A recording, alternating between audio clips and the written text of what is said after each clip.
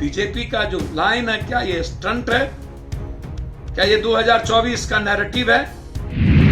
RSS यदि अपनी बात करे तो वो राष्ट्रवाद है, कोई और विचारधारा यदि अपनी बात करे तो आतंकवाद है। साध का मुद्दा यह भूलिएगा नहीं, साध के नाम पर इन्होंने पूरे देश के रोजगार करने वाले मुसलमानों के दुकान पर थूक फिटवा दिया था और साध को आज तक टच नहीं कर पाए, इसकी औकात नहीं। राष्ट्रवाद और 370 की बात करने वाला भूलिएगा नहीं, महबूबा मुफ्ती के साथ इन्होंने सरकार बनाई थी। कांग्रेस से तोड़कर उसके कंधों पर राजनीति करना चाहती है, ये वो बीजेपी।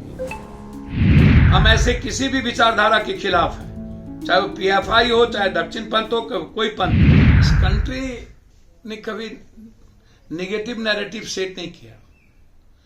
हमेशा यह कंट्री, यह देश, इस देश के लोग सकारात्मक विचारों पर जिंदा रहा है। प्रेम का उसका आधार रहा है, सहिष्णुता उसका आधार रहा है, देने की प्रवृत्ति रही है, लेने की प्रवृत्ति नहीं रही है, मानवता की प्रवृत्ति रही है। रिश्तों में उन्होंने विश्वास किया, तोड़ने में नहीं।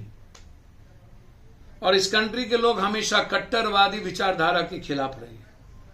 सवाल बहुसंख्यक और अल्पसंख्यक का नहीं है, सवाल भूमिहार, जादव, राजपूत, तेली, दक्षिण पंथ और वामपंथ का नहीं है। सवाल है नफरत का, सवाल है आंतरिक अपराध, आतंकवाद और बाहरी। क्या पीएफआई 8 सालों के बाद कुंभकर्ण की निंद्रा में इनकी नींद क्यों टूटी? जब जब नैरेटिव सेट करने की बात आती है, 24 चुनाव, कभी कुछ कभी कुछ। साध का मुद्दा यह भूलिएगा नहीं, साध के नाम पर इन्होंने पूरे देश के रोजगार करने वाले मुसलमानों के दुकान पर थूक फिटवा दिया था और साध को आज तक टच नहीं कर पाए, इसकी औकात नहीं है, हिम्मत नहीं है, न्यायालय नहीं गए। साध गलत नहीं होगा तब ना। राष्ट्रवाद और 370 की बात करने वाला भूलिएगा नहीं, महबूबा मुफ्ती के साथ इन्होंने सरकार बनाई थी और 370 और एनआरसी के खिलाफ वोट देने वाले गुलाम नबी आजाद के लिए इन्होंने आंसू बहाया था और कांग्रेस से तोड़कर उसके कंधों पर राजनीति करना चाहती है, ये वो बीजेपी है। ये सिर्फ आंख धूल झोंकती है। कौन इन्हें रोका था? पीएफआई यदि गलत थी, आंतरिक आतंकवाद को कहीं से बढ़ावा था तो ये कोर्ट में जाएं, स्वतंत्र है हमारा न्यायालय। इनको बहुत पहले बैन, हम सेकुलरवादी हैं, हम मानवतावादी हैं, हम ऐसे किसी भी विचारधारा के खिलाफ हैं, चाहे वो पीएफआई हो, चाहे दक्षिण पंथ हो, कोई पंथ हो।